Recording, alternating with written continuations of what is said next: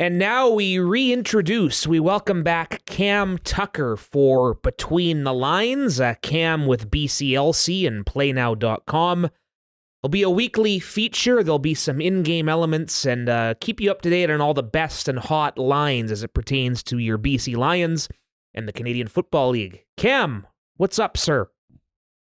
You know what, fellas, is just counting down the days to the start of the season here. Yeah. Let's get this thing going. It's amazing how you go from the Grey Cup week and all the hype, all the festivities. Grey Cup game comes and goes, and then you have a long off season, and then you finally, new coach gets hired, free agency, you get the draft, then you go through the slog of training camp.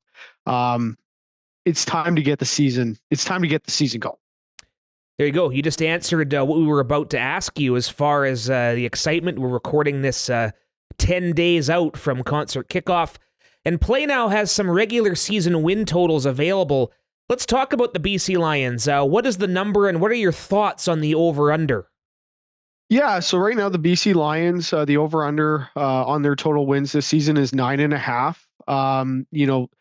It's an interesting number looking at the odds right now of 1.69 on the over versus 2.10 on the under. So the odds makers are looking at this number, and I think that there's some degree of confidence that the BC Lions will, there's a higher probability that they'll go over the 9.5. So that would indicate obviously that if you're going over 9.5 wins, that you're definitely looking at a playoff position. Being a football team. And that's one where maybe you could challenge to host a playoff game. So I think it's an interesting line. I was looking at the schedule this season. One of the things that caught my eye is it seems like it's the degree of difficulty for the BC Lions season is going to be really at the start of the year. You get, Edmonton to open the season, but then you got back-to-backs against the Winnipeg Blue Bombers, weeks 2 and 3. You're going to have to go into Winnipeg and try to win that game. You have Saskatchewan. You have a road game in Montreal. I think it's 4 out of the first 6 games are on the road. So it's That's not right. going to be an easy start for the Lions. It's definitely a difficult schedule right out of the gate. Saskatchewan, you would assume, is going to be a tough team this year, given what they were able to do last year. Winnipeg, somebody like we talked about last time, somebody's got to knock them off their perch. How good are they going to be given the dominance that they've had over the West in recent years? So really for the Lions, it's going to be a bit of a tough start. I think at least the schedule indicates they've got some difficult opponents. So over 9.5 wins, it'll be interesting. As you guys know, sometimes in the CFL, it's not necessarily how you start a season, but definitely how you finish. So 9.5 wins, it's intriguing. And like I said, the odds makers are looking at the over as having a little bit higher degree of probability. Cam, another new feature available on PlayNow is Nathan Rourke's regular season passing yards, the total number for that. So what is the number that PlayNow has Nathan pegged for? And what are your thoughts on that line? Yeah, so Nathan Rourke right now, over under 4,275.5 passing yards. It's a lot to say. It doesn't really roll off the tongue that great. But yeah, really, really interesting with Nathan Rourke. And we kind of talked about this, in the last segment that we did. You look at his 2022 numbers, and prior to his injury in August, he was on pace to throw for over 6,000 yards, which is just an obscene number. I don't think that it was, at that rate, at the clip that you're going, you could argue, is this sustainable over the course of an 18-game regular season? And, then unfortunately the injury happens. So with this number, there's a couple of things that you're looking for. I think if you're looking at the over, first off, I think that the over is something where, it certainly caught my eye looking at his past success. But you look at ceiling. What is Nathan Rourke's ceiling in the CFL? And I definitely think that it would be above that 4,200 yard milestone, which would put him definitely in the category of going the over. But then you look at what other factors are going to be at play here. Are the Lions going to have maybe a more balanced offensive attack? Are they going to run the ball a little bit more and take the pressure off of the quarterback? And, I was looking at some of the numbers, just looking at 2022, he was averaging over 35 pass attempts per game prior to his injury, which is a really high number. And then you look at, the history of Buck Pierce in Winnipeg as the offensive coordinator with Zach Collaros as the QB.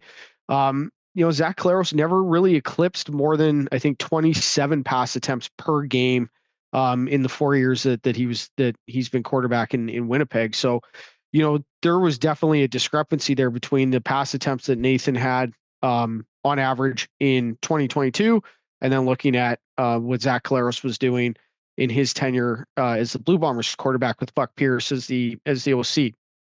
So that's something interesting where you look like, are they going to dial back those pass attempts, and what impact will that have on the numbers, on his passing production?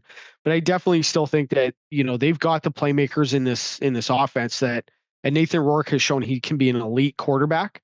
They are still going to throw the ball, I think, maybe with a little bit more balance, but the ball is still going to be in his hands. And when he's at the top of his game, you look out, because he can be a dynamic passer in this league. It's a good segue into Nathan's playmakers or weapons that he has on offense. PlayNow also has odds now for Justin McInnis and Keon Hatcher seniors receiving yards lines for the entire season. So Cam, what are the numbers there, and what do you make of those numbers for Nathan's veteran weapons at receiver? Yeah, Justin McInnis, and I was poring over this today.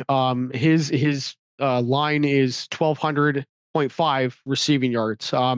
And looking at this, I do believe that's actually the highest individual total for receiving yards that we have right now out of all the players that we are offering preseason futures on. So that shows you just how Justin McInnis has escalated his career into a premier ball catcher in the CFL. And then there's a couple of things that you're looking at. He had over 1,400 yards receiving last year, tied for second in the league with 92 receptions. He led the CFL in targets, so he was definitely getting his share of the ball. You look at his game logs, there was a number of games where he was in double-digit targets, double-digit receptions as well.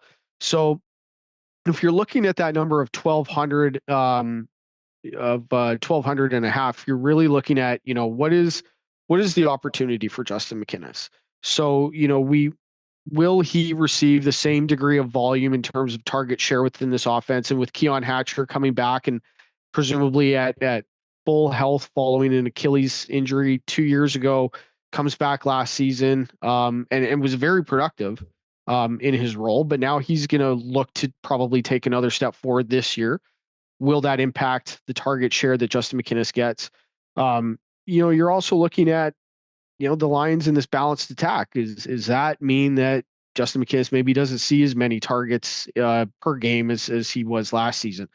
But then you also look at his ceiling. Like, this guy is the elite pass catcher in the CFL, 1,400 yards, 6'5", 210 pounds. Like, he's an offensive coordinator's dream receiver, just in terms of his body type.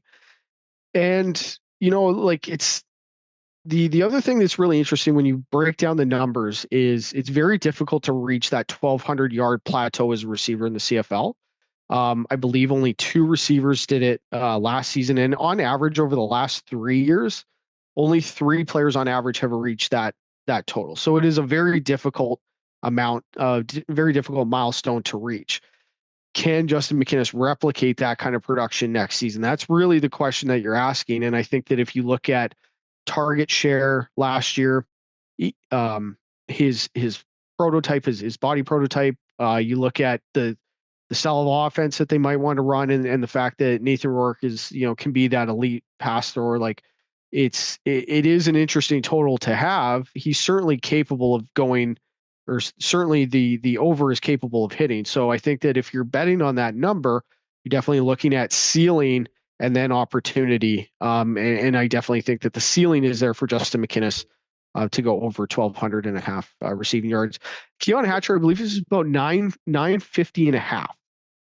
And again, that really interesting, because, this is a guy who's had 1,000-yard receiving seasons in the CFL.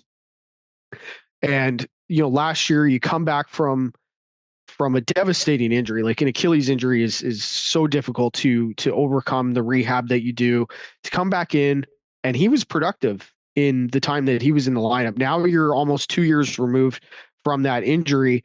I think he's going to come into this offense with the mindset of,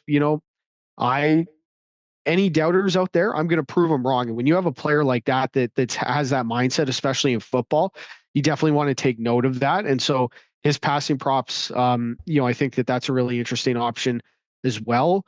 I was looking at the numbers. I believe it was only 3 teams last season had 2 1,000-yard receivers.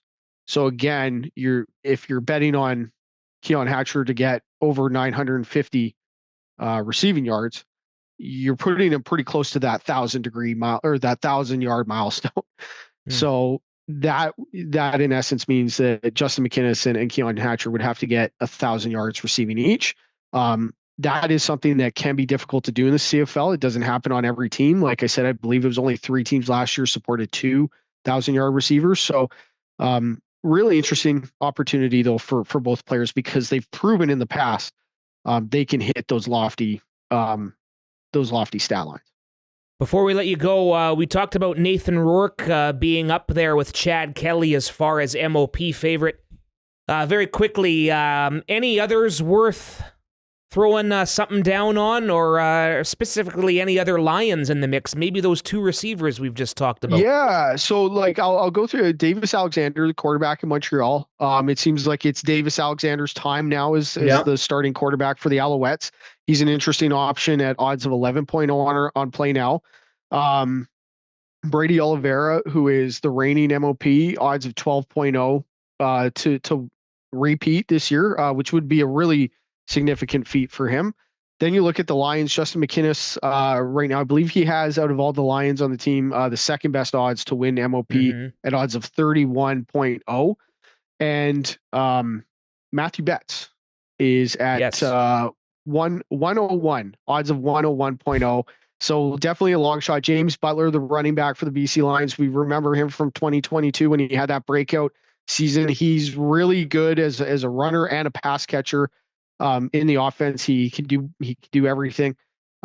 His odds, not as long as Matthew Betts, but it's 71.0. So if you're looking at BC Lions players outside of Nathan Rourke, the odds are certainly getting longer for those players. But hey, just anything can happen. And I think in the case of Matthew Betts, if he can have a season like Cam Wake used to do back when he was with the Lions, that certainly would put him, I think, into the conversation for sure. Well said. Hey, this has been very good. Quick plug, where can people find some of the best odds that we're talking about here? Yeah, go to PlayNow.com. Check out our sports book, PlayNow.com/sports. We've got CFL futures up right now. Team win totals. We've got preseason player props for not just BC Lions players, but all the players throughout the CFL. And we've got MOP futures and then our Grey Cup futures as well. So it's a really exciting time. We can't wait to get the season going. And we look forward to getting you back on next week and every week beyond that, Between the Lines with our friend Cam Tucker. All right, just a few more days, my friend. Let's get after it. Yep. Thanks, guys. Can't wait. See you next week, Cam.